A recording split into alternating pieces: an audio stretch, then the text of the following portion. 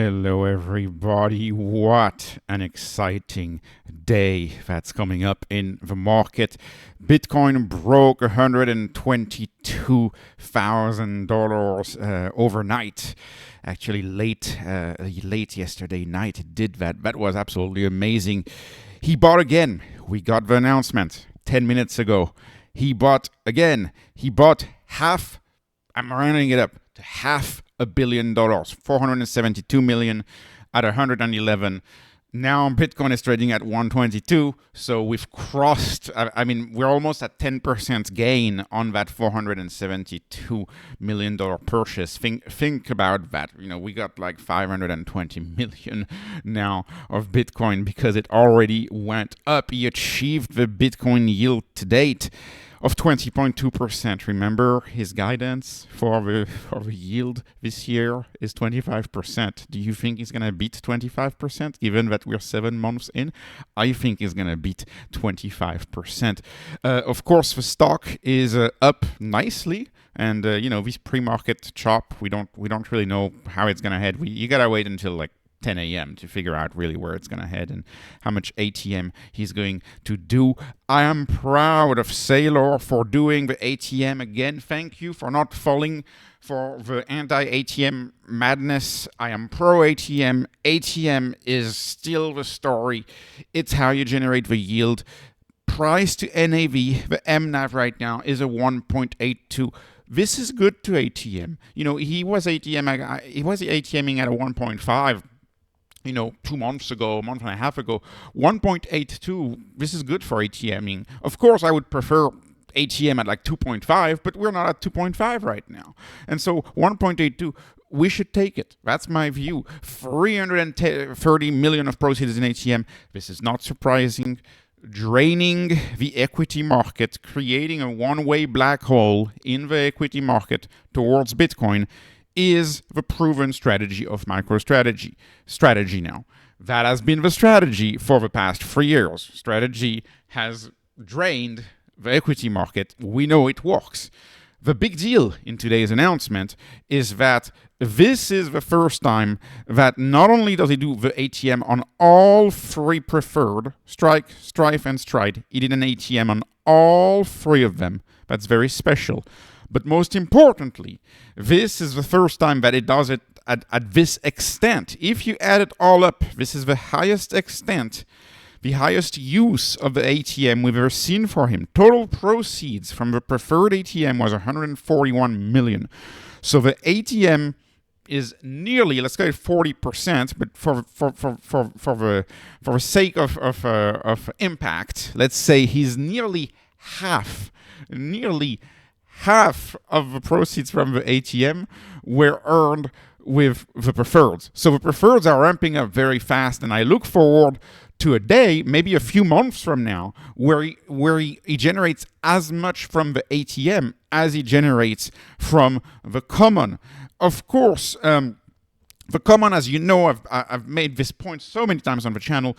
Why does it make sense to issue more common shares? Why does it make sense to just print more common shares? Because you sell $1 for $1.82. That's the concept of MNAV. Go through my math. You sell $1 for $1.82. This is great. Well, the concept of price to par here is also very strong. You sell debt for $100 of notional value.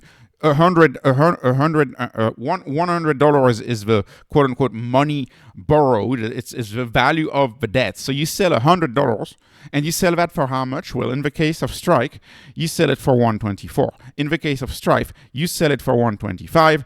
In the case of Stride, he's selling it for slightly under par. Slightly under par value. But I think, within a few weeks, maybe within a month, we'll see a positive price to par also on the Stride ATM. So he makes money. He prints money on issuing preferred, in addition to generating torque on the preferred. The preferreds are perpetual debt against perpetual appreciation of Bitcoin. And at least that is the bet that Saylor makes, right? That's the bet that we all make betting on MSTR. If Bitcoin goes to zero, MSTR goes to zero. This is, if you don't believe in Bitcoin, stay away from this investment, right? This is very, very clear. But really, borrowing the 100, you pay for that 100 via a coupon, a 10% coupon or 8% coupon, depending on the ATM. So the 100 is collected via the coupon, but then on top of $100 coupon, if you have a premium from the market, and that market premium 0.24 in the case of Strike, 0.25 in the case of Strife, that market premium is collected. It is a proceed of strategy, and that is quite impressive to me. Now, moving on to the question, is it too late to buy? So I'm gonna have two things. Is it too late to buy Bitcoin? Of course, today we celebrate Bitcoin 122,000. That's amazing. And, is it too late to buy Bitcoin? I can only say what I do. I'm not buying Bitcoin at this level, but I will say what Saylor says, right? Folks have not lost Bitcoin over a period of at least 4 years. So if you're planning on holding it for at least 4 years, I don't think it's an issue. No financial advice, of course. Short term, you have to be ready to hodl. So let's take an example, right? If you had bought Bitcoin on December 17 at 106,000, in order to get back to 106,000, you would have had to wait about 6 months, exactly 6 months roughly in the chart.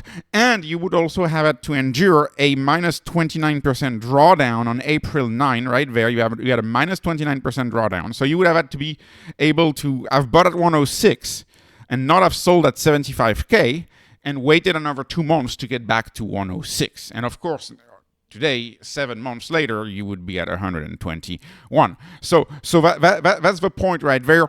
I personally like to buy Bitcoin when there's some sort of a macro turmoil that leads correlation to 1 for every asset and dumps asset regardless of what's going on. So, for example, when the Middle East tensions were going on in late June, Bitcoin fell to 98,800 or something like that.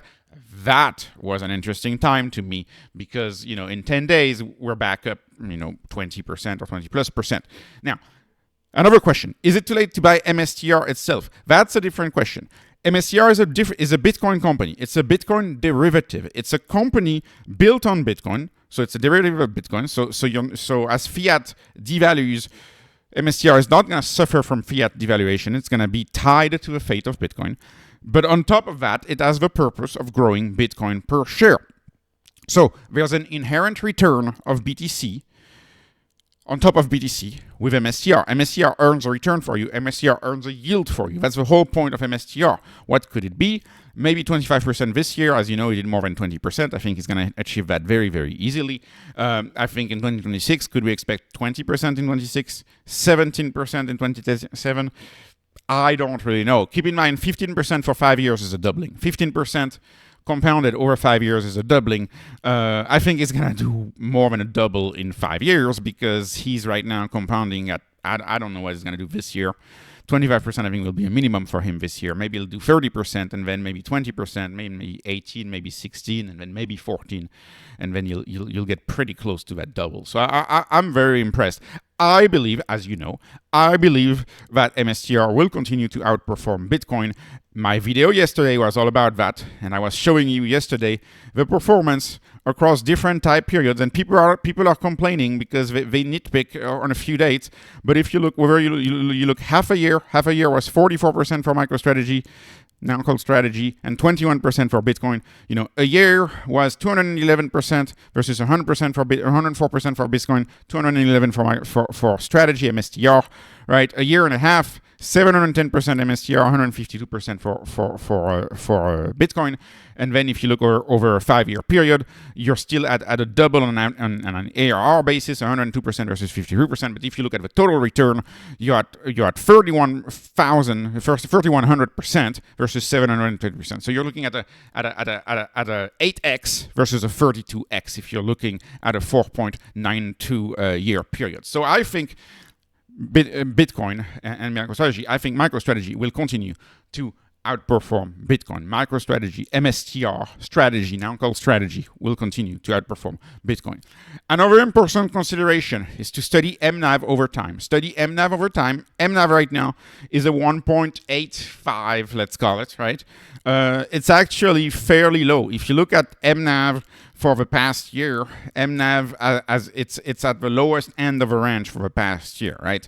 If MNAV right now on strategy was at like a 3.5, I probably would say, hold off. I would hold off in that situation, right? I'm not saying what you do. I'm saying what I do. I would hold off.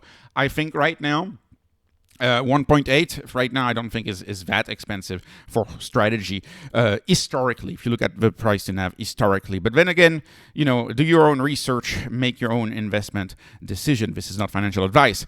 And the last thing, the conclusion, MSTR comes in different flavors. There's different flavors, and some people dislike volatility, so the preferreds are less volatile, right? My favorite preferred is Strike, because you get that call option in there in addition to an 8% yield. Well, now it's like truncated to like 6.3, 6.5%, something like that. Still pretty good compared to what you get on regular junk bonds or something like that. But anyways, maybe a little more on junk bonds, but it's still pretty good. Prefer less volatile, so some people like this flavor. I like BMAX, as you know. BMAX has been okay, has been steady Eddie, but I like BMAX. I think those converts will prove very valuable in the future. And of course, you have still today, you have traders, you have options traders specifically, who are very interested in MSTR because of the bounces and the dumps. The bounces and the dumps, violent bounces in the stock price are very interesting to people who trade and to particularly, in my view, options traders, right? If you had sold a put on MSTR, for example, today, a lot of people are going to be buying back these puts for like 20% of what they collected, right?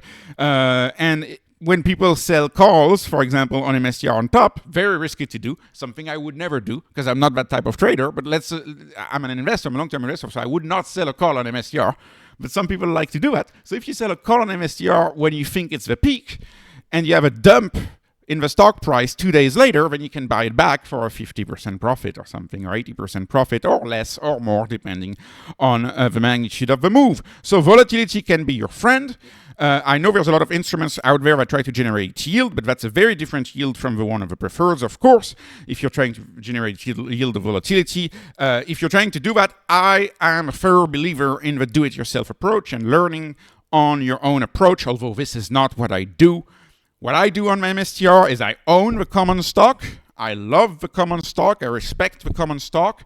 And I sit back, I relax, and I enjoy the rise in value of the common stock, because that is the magic of MSTR. No financial advice, not magic. It's actually, there's a method to the madness, and it's that of being a siphon for bonds, a siphon for equities, where we can move that money to Bitcoin. That money can be moved to Bitcoin. So anyways, this was not financial advice, not investment advice, only entertainment on this channel. Please like, please subscribe, follow me on Patreon, follow me on X. Thank you for watching and have a wonderful, wonderful day.